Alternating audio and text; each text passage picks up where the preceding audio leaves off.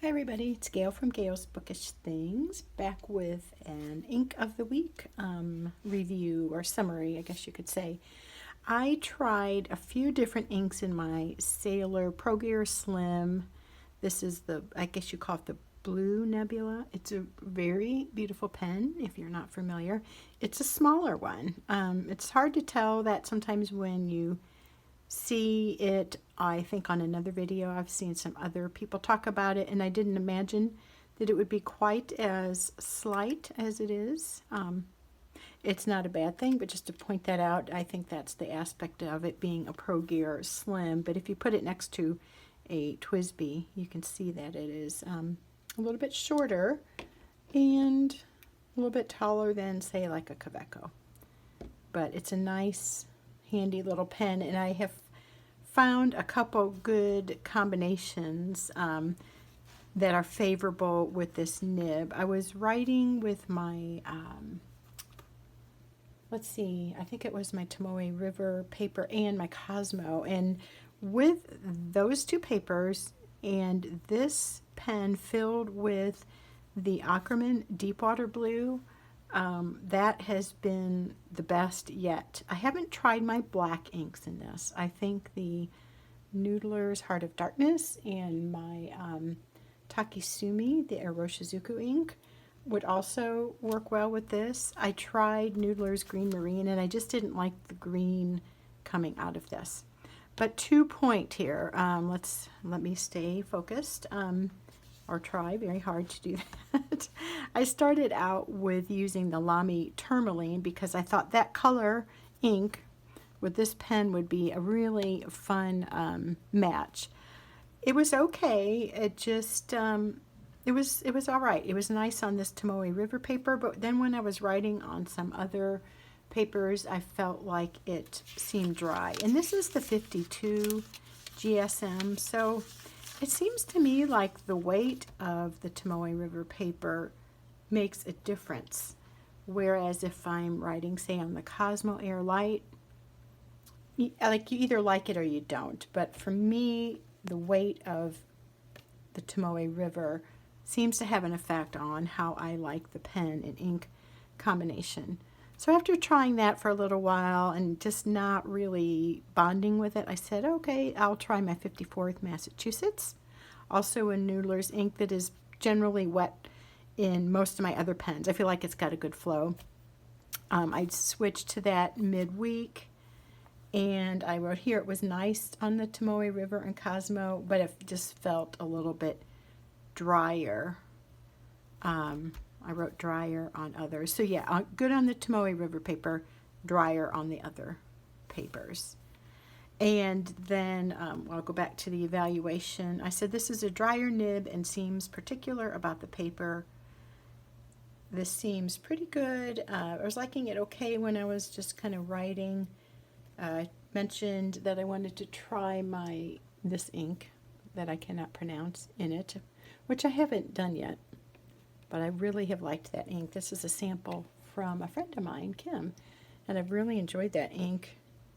So whereas the 54th Massachusetts was a favorable enough writing experience, I wasn't wowed by it. It didn't make me want to keep writing. And I think that's the thing, when I want to keep writing, I know I've got a good match of inks and pens together.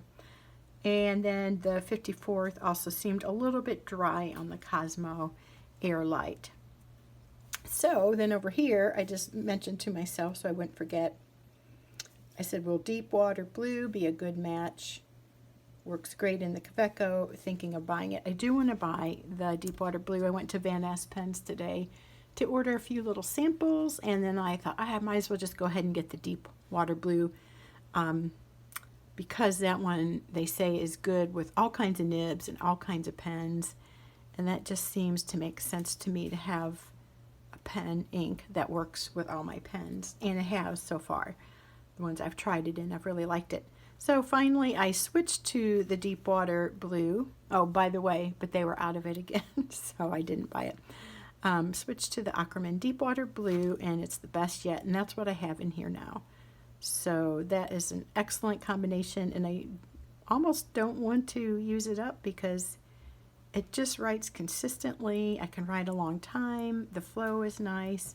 I'm not getting the hard starts that I was at first, although it has been tuned. So that is a just great combination. I added to my Kaweco Brass Sport this week the Takisumi. I just kind of felt like adding a few more pens into the mix, and this is just an awesome, flowy, wet, great combination. So I'm happy I tried that. I'm enjoying that. The two that I have not changed are my Lamy Vista with the Jade Noir. Love that combination. And I just don't want to switch it out. And also I have the Noodler's sorry, take that back. This is also the Takisumi in here. Again, two great combinations. And I'm trying to think of, I have the Noodler's Heart of Darkness in my little Pilot Petite pen, which I'm using with my planner right now. But these things, these are good. Don't want to change them. And I also don't feel inclined to take the Kujaku out of my Leonardo Momento Zero broad nib because I just love it. I love the flow. I love how these feel. And if I pick up really any of these, I'm enjoying the writing experience. This one too, but I will play around with that. It's good to find two inks now, though, that work well. The Takisumi and the Deepwater Blue. And then this one, I like the Deepwater Blue in this a lot, but I may still experiment with that because I'm having fun seeing what good combinations work. This will probably be next. And I may try a black in it, but I have enough black going right now. So I don't really want to have another pen inked up in black, but I am curious to see how this will work with it. I've also had a lot of luck with the Vinta Laguna, and I'm wondering if that ink in this pen would be a good combination as well. So I have the like, would buy, dislike, would not buy again. With the pen, I don't know. I said I wouldn't buy it again because I was frustrated, but now that I'm finding an ink or two that works with it, I'd say that I might do that. And when I say I would buy again, I mean my husband would buy again because he bought it for me. I do probably like the bigger size. I think I've mentioned that before. But this is very pretty, very easy to hold. And then with the inks, the Lamy Tourmaline is better in other pens. I didn't like it so much in here, but I like the color, and I prefer the Kujaku, which is similar. So would I buy the Lamy Tourmaline again as I use it more? I'm thinking no, but then when I put it in a Lamy pen, I really like it. But I like the Kujaku better, and they're similar enough to me that I'm not sure I would rebuy that one. I have said that before in other ink reviews. Now I'm kind of trying to see which ink works in which pen versus just do I like the ink. And then the 54th Massachusetts ink, just to kind of comment on my opinion of that now that I've had it for quite a while. I think it's an okay. I like how it feels, but I prefer a darker ink. So I'm discovering that about myself. I think that I like something that goes down darker on the paper. So for whatever reason, that's how I'm wired. That's my preference. I will say goodbye. We'll see you next time and talk to you soon. Bye. Hey, I'm back to just tag on to the first part of this video. This part talking about the coming week's ink. I kind of think I messed up my order. Last week, I think, spanned longer than a week. Had a lot going on here. But for this upcoming week, starting the 29th, and that will be the new ink of the week, number 23, I'm going to use the same pen, my Sailor Nebula, and again this is a 14 karat broad nib. I'm going to go ahead and use the CWM Idwal. I know I'm not saying that correctly, but you'll know what I'm talking about. That's from Pure Pens. by the way. So we're going to try that ink in here, and just my first impression when I wrote this out was it's nice but not super gushy or wet.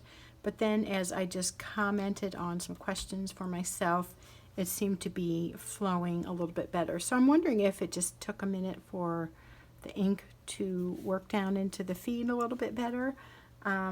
This feels good here. And a question I just wrote, do I want to try the Yamabudo ink in here maybe? Because those Pilot Iroshizuku inks generally work super well with my pens for me and my preferences. So I think I might try that, but I'm going to start out the week using another similar shade, a dark shimmering blue. I think it's shimmer, sheening. That's actually sheening, not shimmer.